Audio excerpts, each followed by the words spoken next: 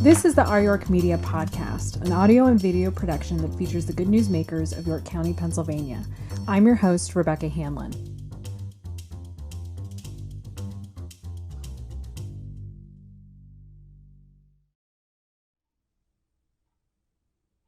I'm sitting down today with Vito Grippi. Vito, thank you for being here. Thanks for having me. But before we jump into our conversation, we want to thank today's sponsor. York College of Pennsylvania is a private college of more than 4,000 students where from day one, students are given opportunities to grow through project-based learning and connect with the York community so they can have an impact long before graduation. We appreciate York College's support of this program and their commitment to making York a better place. Learn more at ycp.edu. So, Vito, for those who might not be familiar with you, can you give us a brief introduction to who you are? Are you from this area, or how did you come to be here? So I grew up in this area. My family actually emigrated to the United States from Sicily in the late 70s. First in New York for a few years, and then came to York County. Okay. Spring Grove, to be exact. And so I grew up in Spring Grove, and then, I went to York College, so I've been here my whole life. Okay. I wasn't born here, but I've been here my whole life. Okay.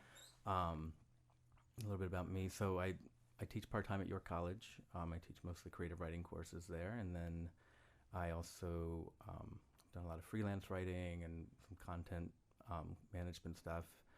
And then in 2015, launched Story Supply Company, which is started out as just a small stationery maker with sort of a one-for-one program where for every notebook product we sold, whether it was a pack or full-size notebook, we donate notebooks and pencils to usually organizations that work with underserved communities across the country, including some here in York more recently. And then in 2017, I was named Poet Laureate of York. Okay. So I've been sort of doing that along with everything else ever since. And then most recently, started performing music again and started hosting a weekly open mic. Okay. Here in the city. So a lot of the things that you just mentioned really have very much that creative background and roots to them. How did you get into that? Was that something that you were always interested in? Yeah, so I started playing music fairly early on.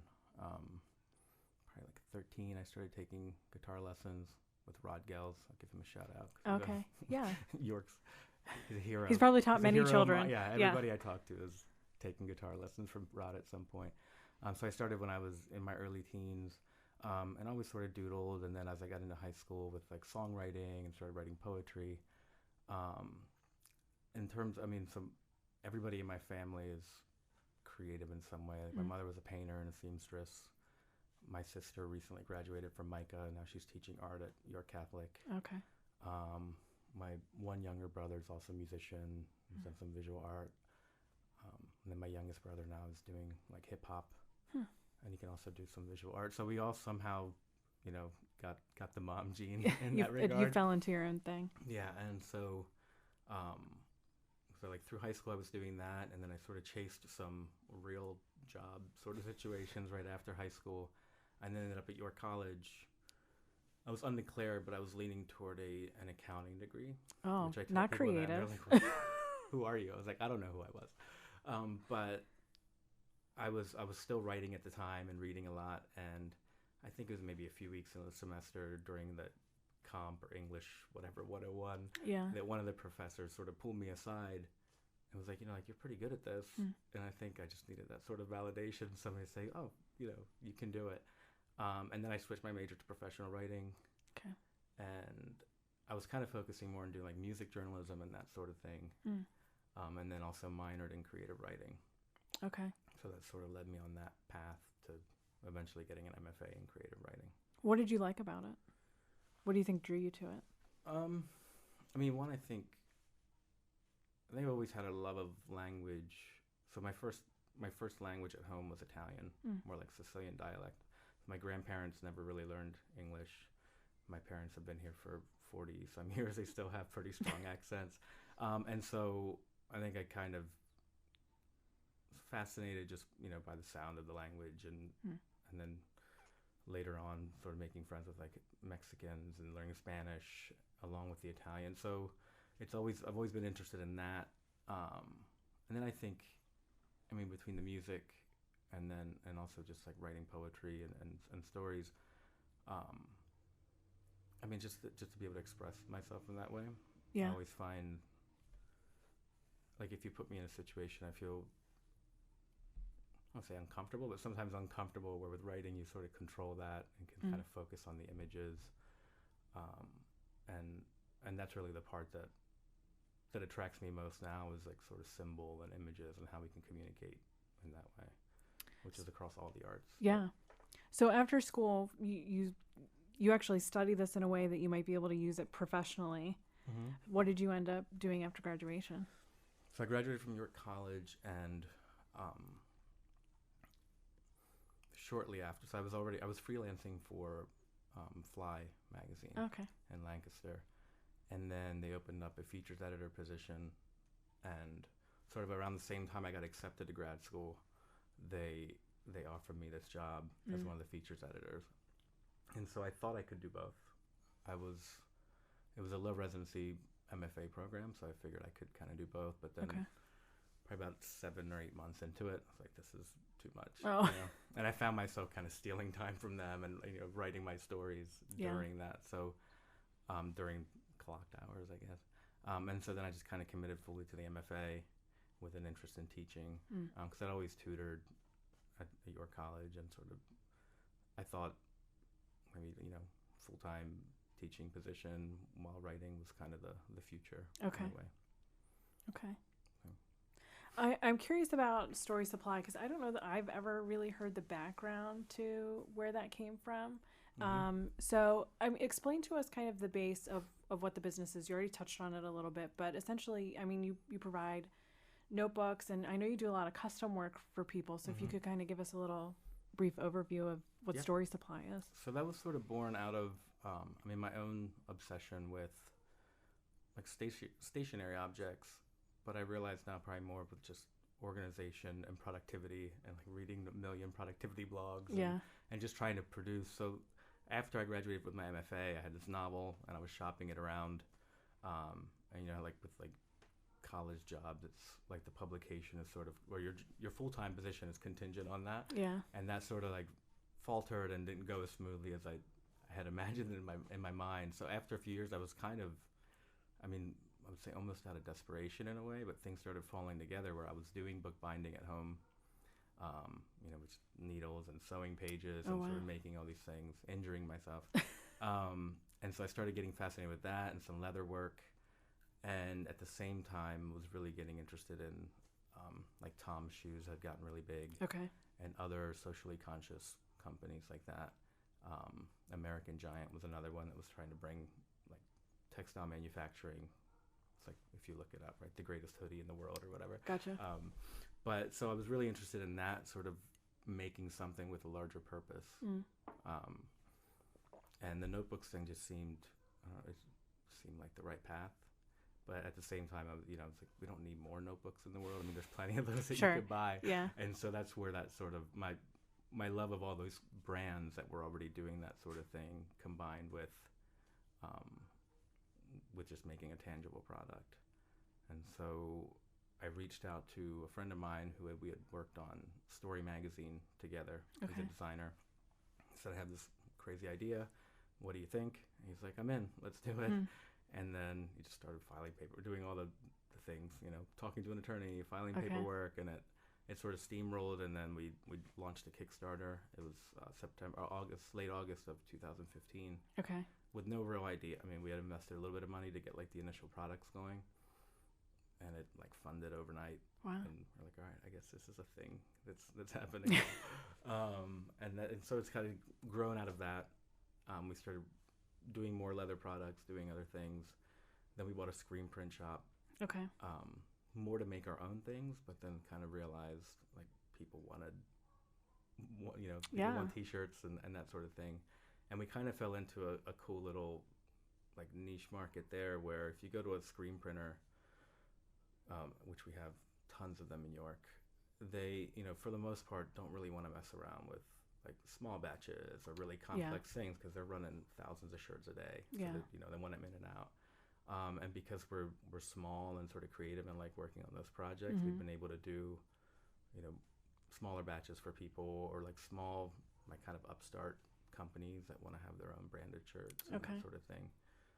So it's kind of grown into all of those things. So sort of like the rest of my life now, Story Supply is like a mashup of all these things. What have you learned in the time that you've been running that?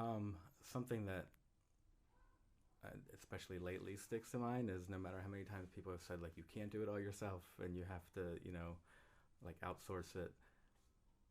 I think growing up, so my dad, who's like Sicilian worker, etc., like he does everything himself, and so I think I took on that model. Like, you want it done right, just do it on your own. And so now we're kind of at a point where it's like, to grow, like, we just can't do it that way. And it's hard. I mean, it's hard to, like, a few times I've gotten freelancers or interns to start doing some of the content stuff. And it's always, it's a struggle. You want to do it yourself. And the manufacturing part, like, I love being in the shop all day doing things, but then you're not selling anything while you're making stuff. So that's been probably the biggest lesson learned is, for me, that I'm, like, again, still struggling with, because we haven't really moved too far on it, is just how to find a way to delegate those things, or how to grow in that way. So what's it like for you going from kind of being the creative to now making what's the creative tool? Because the notebooks in themselves aren't, I mean, you're making them, which involves some creativity in some level and what you put into it. But in itself, it's really going to be that tool that somebody goes out and they fill those pages or become something for them. What's it like for you to kind of think of what those become? So, I mean, one way, like, a lot of the products we started making came out of, like, these are things that I would use. And then realize, a lot of other people are using them. So, like you're saying, at the end of the day, like, a notebook's just paper, wrapped in paper or leather or hardcover stock, whatever it may be. So one of the things we started doing, I mean, was really focusing on the story. So one being, like, these are tools for storytellers, and we define that broadly. Right? I mean, everybody has a story to tell. And that really tied in really well with the giving model, which was like giving a voice to young people who, like, I had taught some workshops in the past, like at the Youth Development Center and that sort of thing.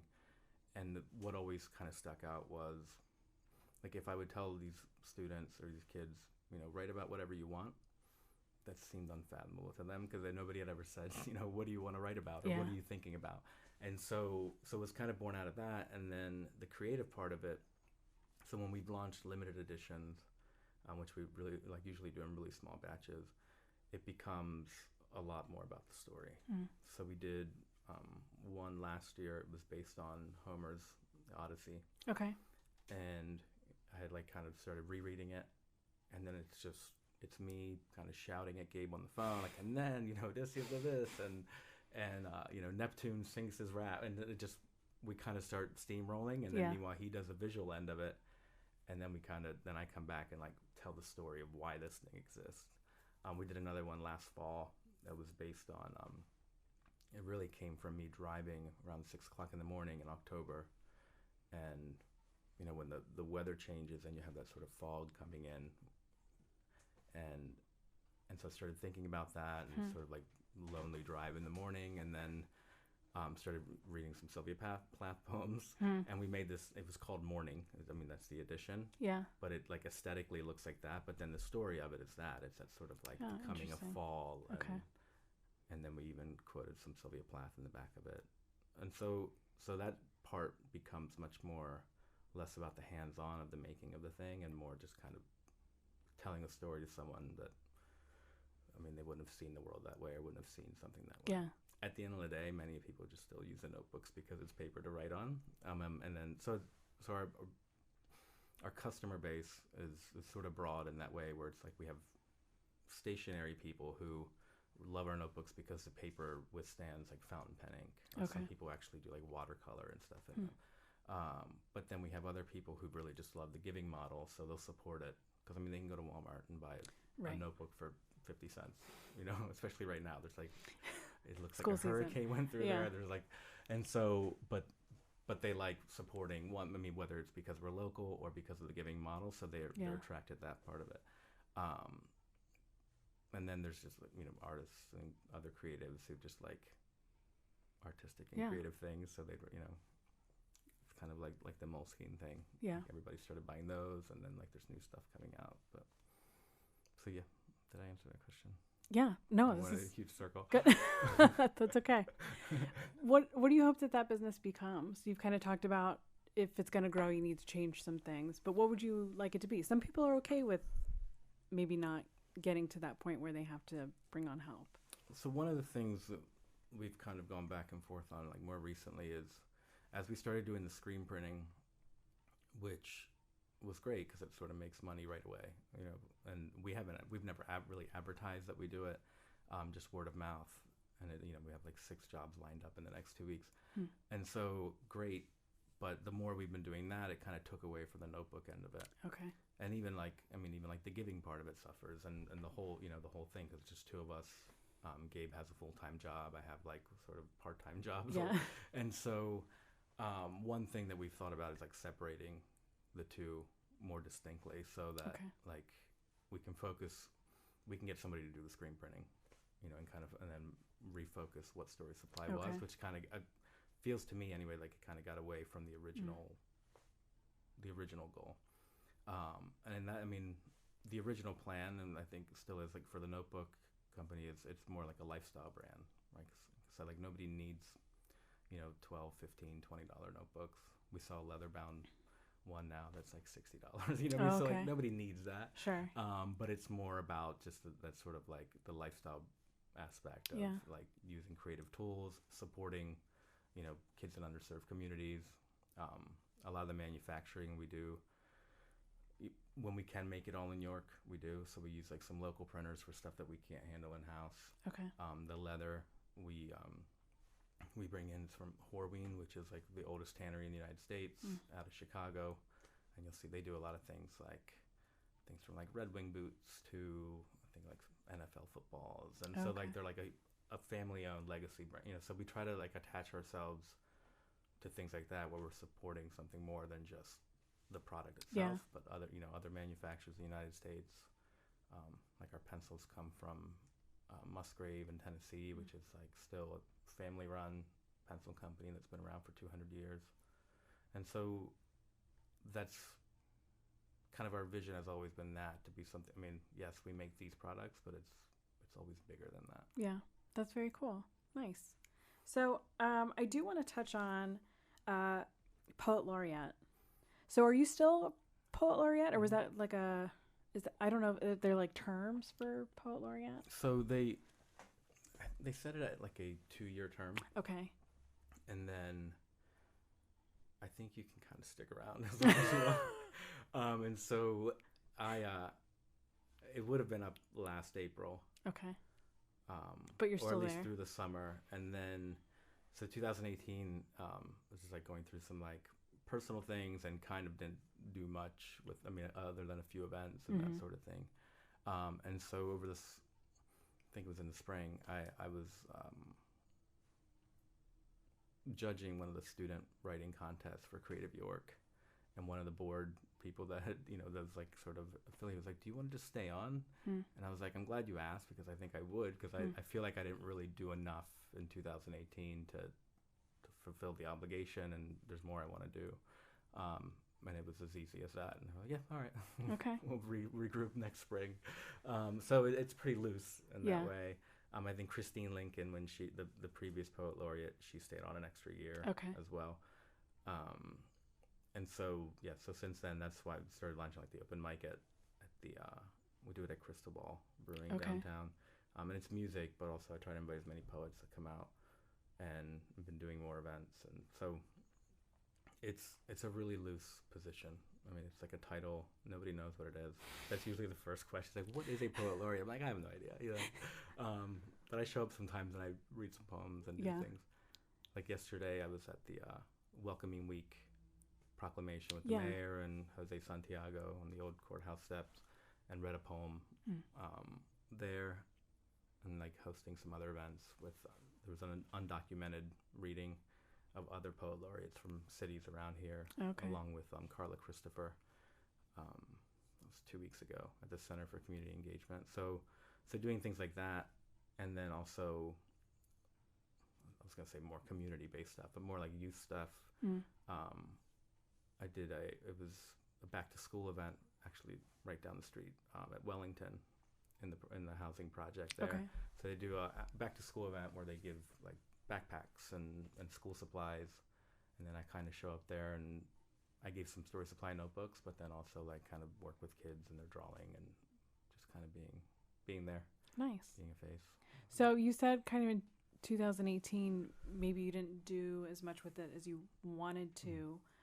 What ideally do you think if maybe you're doing some of that now, but what do you think that position you would want to do that you would look back on it and feel like that was a good contribution? I mean, one of the things is just kind of being, in some ways, a voice for poetry and sort of like literary arts in York. But even just more events and kind of putting myself out there where, if I'd get invited to do something, I would do it. But it kind of felt like what I really wanted to do was, start open mics and kind of do things to bring people in, as opposed to just getting invited to read, at an event. Or, I mean, the things I would always do would be like judging the literary contest for like Creative York, which is fine. That's great. Sure. But those were already established things. So, Okay. So just finding new venues or new ways to get writers, because we have so many writers in York. Yeah. It's like one of those things where, you don't realize how many people are like working on poetry and fiction, and we always focus a lot on the visual arts. We do. Yeah. Which is just, I mean, it makes sense. The writers and the poets are hiding somewhere. And visual art, you see it all over the city, so it's easier to... How do you think we can bring that out a bit more in York? I mean, I think the events help. I know with like poetry events, it's difficult because a lot of times it'll be a small group of people that are running one event, and then like word doesn't always get out. So more recently, I know Carol Clark Williams, who was one of the former poet laureates, and Dustin Nisbell, who he does like spoken word poetry and a lot of events. He used to have the Rooted on Philadelphia Street. So I did the Silken Tent event at the York Fest, and we were talking, and they actually established a Facebook group or page where people can start actually sharing events, because there are events always happening. Yeah. It's just a matter of like getting the news. That, and even working with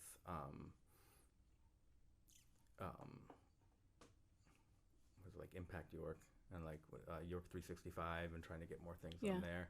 That's part of it. But then, I mean, I think if you have a space, people will eventually find it. And that was kind of my motivation to do an open mic. One was for me to just get out and do my own stuff and invite other people. But originally, we were going to do it solely as a poetry event. But then I was like, I don't know, I've done enough poetry events in a bar where it's like 3 hours, 4 hours of that. It just lose people. Yeah. And so I was like, well, what if we invite, songwriters and that sort of thing? We've had people who do plays there. And then also have an emphasis, like we want poetry. We want these other things. And that's been a cool mix of both. And it also aligns with like all of my interests too, like playing music and doing that, but then also the poetry. Yeah. So, and that's been cool. Like kind of watch a community grow out of that as well. You've taken you mentioned kind of your own interest in serving those. You've talked about kind of growing up and through college and a career, these creative things have always kind of strung along through your story and followed you. And you've done that here in York. Do you think York has those things that support those creatives in that way? Or do you think there's still a lot of gaps that need to be filled? I mean, I think there's a lot here, but I kind of am the mindset that there's always more that can be done. Yeah. And I mean, really what we're always talking about is money. At the end of the day, I mean, that's what more, just to be able to host these events or to do these sorts of things. But I know, I mean, there's people that are working on that. And York's always been interesting in that it's like something that's just around the corner. Yeah. I think in the last few years, we've actually seen a lot of those things suddenly start happening at a rapid pace, which is cool. It gives me a lot of hope because I think, as all of those, even like the businesses down grow, I think the arts community will continue to grow, even though that's always been there. It's kind of been the backbone of all of that, I think. So yeah, I mean, there's a lot there, but I think there's always the possibility of more. A lot of it, I think, is just people connecting. So like, for example, there were people looking for a space, but they weren't necessarily aware of like Market View is always looking for people to use that space. Yeah. Or any of the locations downtown are always happy to host things, but it's just a matter of getting the right people in the room at the same time. So we've touched on a couple different things for you, kind of an array, but all pieces in who is Vito Grippi. That's pretty much how. That's kind of how it all lays out, I think. Anything on the horizon for you? Any new projects or exciting things that you're working on? I mean, lately I've been focusing a lot more on music. I think like hosting that open mic and kind of having a venue, one where I can share things, but also seeing like the other things that are growing out of that has really been inspiring. So most of the writing I've been doing lately has been more on that end, songwriting. And I recently did a songwriting course through like Weary Arts Group and Rod Gals. And so like I'm kind of interested in chasing some of that, like doing more workshop-based stuff along those lines, more songwriting courses. Okay. And also just personally doing more writing and maybe some recording and that sort of thing. Cool. Very nice. Very exciting. Well, Vito, thanks so much for coming on and giving us a little bit of background into who you are and what you do. Really appreciate it. Thank you. Thanks for having me.